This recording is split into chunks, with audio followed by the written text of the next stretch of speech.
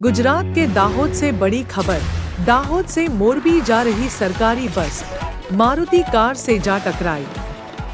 Godhra road महिला police थाने के सामने सरकारी बस मारुति कार से टकराई। बस ड्राइवर द्वारा ब्रेक लगाने पर बस एक तरफ खींचकर मारुति कार से टकरा गई। बस में करीब 40 से 50 पैसेंजर सवार थे। हालांकि किसी को कोई चोट नहीं आई।